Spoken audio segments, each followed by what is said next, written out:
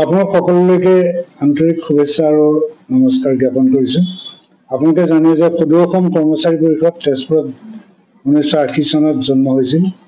এক ঐতিহাসিক খণ্ডিকনত অসম আন্দোলনৰ পৰিপ্ৰেক্ষিতত জন্ম হোৱা সদৌ অসম কৰ্মচাৰী পৰিষদ জাতীয় সংগঠন হিচাপেও বিবেচিত হৈছে। কিন্তু বৰ্তমানৰ কৰ্মচাৰী পৰিষদত নৈতিক অৱক্ষয় আৰু কৰ্মসংস্কৃতিৰ অভাৱ ঘটিছে। এতিয়াও কৰ্মচাৰী পৰিষদত কেৱল বিষয়বাদ আৰু নেতৃত্বক লৈ পেলাই খোৱা কামৰাৰ সৃষ্টি হৈছে আৰু মানুহৰ যি ত্যাগ, সেই ত্যাগৰ মূল্য কৰ্মচাৰী পৰিষদে বৰ্তমান নাই। মই এটা উদাহৰণ দিব খুজিছোঁ। মই এটা কাৰ্যকালত জিলা, আঞ্চলিক আৰু ৰাজ্যগত বিভিন্ন বিষয়বাবত আছিলোঁ। মই এতিয়া অৱসৰপ্ৰাপ্ত।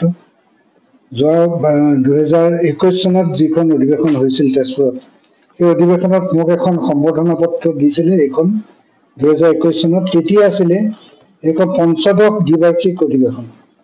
আৰু আজিৰ তাৰিখত যিখন অধিৱেশন পাতিছে ৰঙাপাৰাত আজিৰ পৰা আৰম্ভ হৈছে, সেই অধিৱেশনখন উল্লেখ কৰা হৈছে 32 সংখ্যক অধিৱেশন বুলি। গতিকে পঞ্চদশ অধিৱেশনৰ পিছত 2021 চনৰ পিছত আজি 2024 বৰ্ষত 32 সংখ্যক কেনেকৈ জাপ মাৰি আহিব পাৰিলে, এইটো আটাইতকৈ চিন্তা। তেজপুৰ জিলা কৰ্মচাৰী পৰিষদৰ নিচিনা এটা অৰাজনৈতিক সংগঠন আৰু এটা যথেষ্ট দায়িত্বশীল সংগঠনৰ যদি এনেকুৱা ডাঙৰ ভুল হয়, তেনেহ'লে কৰ্মচাৰী সমাজখনক আৰু ৰাইজক কেনেকৈ নেতৃত্ব দিব বা কেনেকৈ পৰিচালনা কৰিব, এইটো এতিয়া বৰ্তমান সময়ত এটা আটাইতকৈ ডাঙৰ চিন্তাৰ বিষয় হৈছে। গতিকে এতিয়া কথা হৈছে যে নেতৃত্বৰ বাবে এতিয়া বৰ্তমানৰ যিখন অধিৱেশন হৈ আছে, সেই অধিৱেশনত 3জন সভাপতি সম্পাদকৰ দাবীদাৰ বুলি আজি দৈনিক অসম কাকত আৰু দৈনিক জনমভূমি কাকত, দৈনিক অগ্ৰদূত আৰু দৈনিক অসম, এই দুইখন পেপাৰত বিস্তাৰিতভাৱে তেওঁলোকৰ গোটেই কথাখিনি প্ৰকাশ হৈছে। তাত আমি মন কৰিছোঁ যে দাবীদাৰ 3জন: ৰঞ্জিত বৰঠাকুৰ, তৰুণ নাথ আৰু প্ৰদীপ বৰা।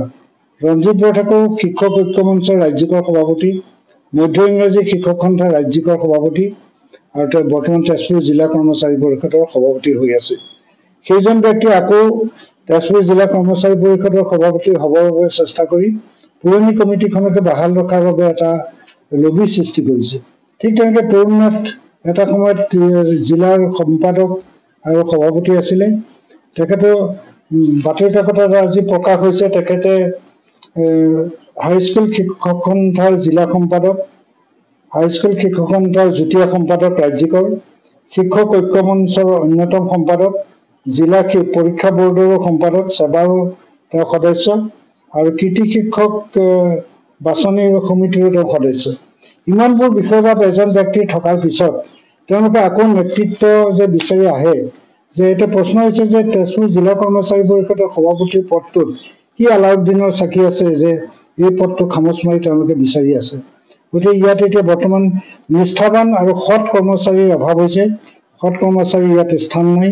গতিকে মই ৰাইজক এই বিষয়টো অৱগত কৰিব বিচাৰিছোঁ আপোনালোকৰ জৰিয়তে যে পঞ্চদশ দ্বিবাৰ্ষিক অধিৱেশনৰ পিছত আজি কেনেকৈ 32 সংখ্যক অধিৱেশনখন পাতিবলৈ তেওঁলোকে পাৰিলে।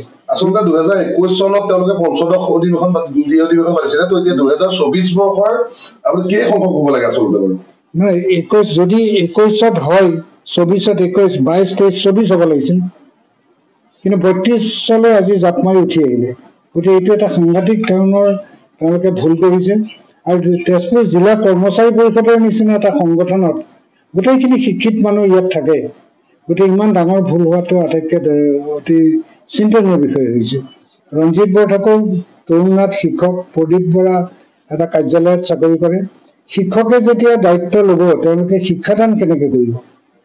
তেওঁলোকে শিক্ষাদান কৰাৰ পৰা শিক্ষকক যিটো নৈতিক দায়িত্ব, সেই নৈতিক দায়িত্বৰ কাৰণে তেওঁলোকে যথেষ্ট সময় বাহিৰত থকা দেখা যায়। বিভিন্ন কাৰ্যালয়ত যাবলগীয়া বিষয়বাদ থকাৰ কাৰণে বিভিন্ন স্থানলৈ শিক্ষানুষ্ঠান এৰি যাবলগীয়া হ'ল। তাৰ ফলত ছাত্ৰ ছাত্ৰী পাঠদান দিয়াৰ পৰা তেওঁলোক বিৰত থাকিবলগীয়া হৈছে। আপুনি নৰ্থ ইষ্ট ফুৰিম বুলি ভাবিছে নেকি? আপুনি নৰ্থ ইষ্ট ক'ত কেনেকৈ ফুৰিম বুলি যদি ভাবি আছে, তেতিয়াহ'লে এতিয়াৰ পৰা আৰু চিন্তা নাই। আপনি গাড়ী আছে।